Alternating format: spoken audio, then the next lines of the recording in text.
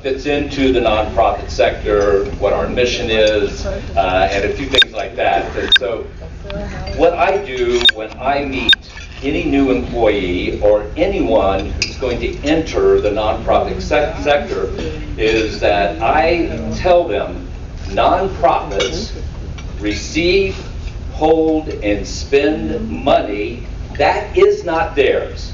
That money is held in the public trust.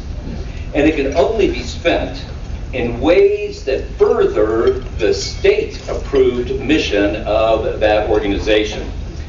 There's a book called The Nature of the Nonprofit Sector, and I like the opening of its definition about the nature of nonprofits. It says, the nonprofit world is, quote, the sector that sits between the market and the government. So the origin of the Fair Housing Center, of our nonprofit status, of the President's Club's nonprofit status, of everyone's nonprofit status, goes back centuries. And so in 1633, we saw Vincent de Paul team up with Louise Marillac, and they established the Company of the Daughters of Charity, dedicated to, quote, serving the poorest of the poor. And so listen to what they did 390 years ago exactly. They set up soup kitchens, they organized community hospitals, they established schools, homes for orphan children. They offered job training, taught the young to read and write, and improved prison conditions. So by 1660, there were more than 40 houses of the Daughters of Charity across France, and it spread to Austria, Australia, Hungary, Ireland, Portugal, Turkey, Britain, and here in the Americas. And when I say the Americas, that's everything from Argentina to Canada and above. So we're, all of the Americas. 7 years after that, the first charitable organization in the United States was established, and it's still in existence today. 1657, the Scots Charitable Society in Boston was founded. And the way it got founded was that during wars between Scotland and England, England would capture all of these Scots, and they would put them on ships and send them to Boston, and they had to work as indentured servants in Massachusetts in the ironwork factories. And so after all these Scots came, they organized, and their mission was to help Scottish heritage folks, with lots of things that are similar to what the Daughters of Charity did. And so today, they help Scottish American families that are in need, and they, like the President's Club, grant undergraduate scholarships to Scottish American community.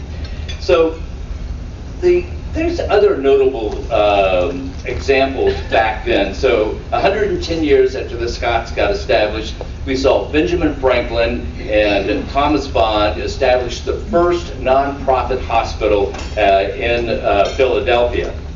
And they were supported completely by charitable donations. So there was no money from the government at all. And when you look at the growth of the nonprofit sector here in the United States, we easily recognize several things. That sector grew as we grew towards independence.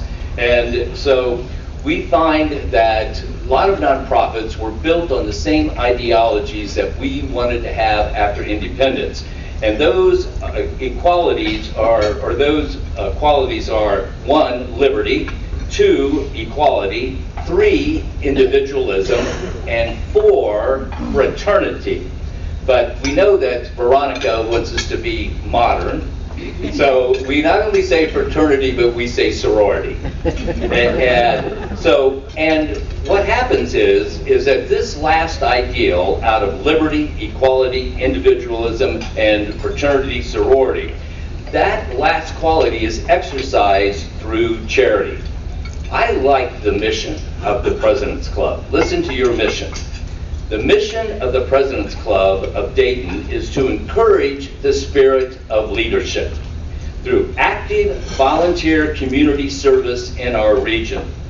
The organization celebrates this ideal by conducting celebrations today of community volunteerism and sponsoring student scholarships for future community leaders. I applaud you, and I think that you all deserve to applaud yourselves right now. This was a great mission that you accomplished steadfastly.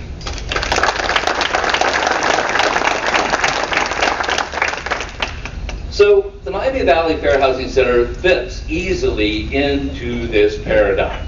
The Fair Housing Act was passed in 1968, and President Johnson said, quote, "Now we have fair housing for all residents throughout the land," end quote. Our home is our castle. We have home rule inside our residence, and we get to pick any residence at any location that we can afford in order to be a part of that American dream. And supporting the American dream is the mission of the Miami Valley Fair Housing Center, which is, quote, "to eliminate housing discrimination and ensure equal housing opportunity for all people in our region across the state of Ohio and nationally." This mission is about liberty, equality, individualism, and like the President's Club, is accomplished through sorority and fraternity. But in accomplishing our mission, who do we have fraternity with? So I have to ask this question: who wants to give to an organization that might help somebody sue another person in our community who is a bad actor in lending or renting or appraising or insuring? I mean, that's not a warm and fuzzy calling card. Okay, but we also, in believing in American ideology, we respect the dignity of the individual. And that's what, in our mission, when we have to help someone get justice, we hope that one of the things that happens is that we restore dignity. So Veronica wanted me to tell you a little bit about the Fair Housing Center. So we are a membership organization and people can join. And we have a small and dedicated membership. And that membership is important because we apply for funding from two main sources: the federal government and from local jurisdictions. And the federal government, what they did when the Fair Housing Act passed was that 6 years later, they passed the Community Development Block Grant Program. So it's this year 50 years old. The Fair Housing Act is 56 years old.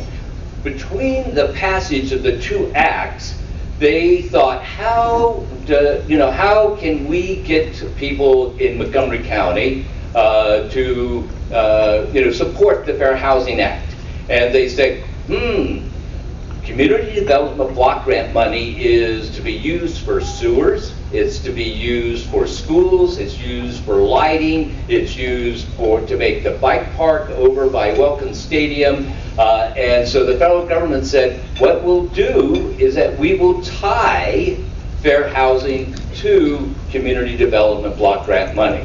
And so if your jurisdiction gets that, Kettering gets it, Dayton gets it, county for its 31 sub-jurisdictions all gets that. And in order to keep that money coming in, Dayton, for example, gets $8 million a year. You have to have a fair housing program. And so the county and the city each had a choice. They could do fair housing themselves, or they could contract it out to a private company. And the county decided, and the city of Kettering and Springfield and others, which all give us contracts, decided to contract it out. Unlike the city of Dayton,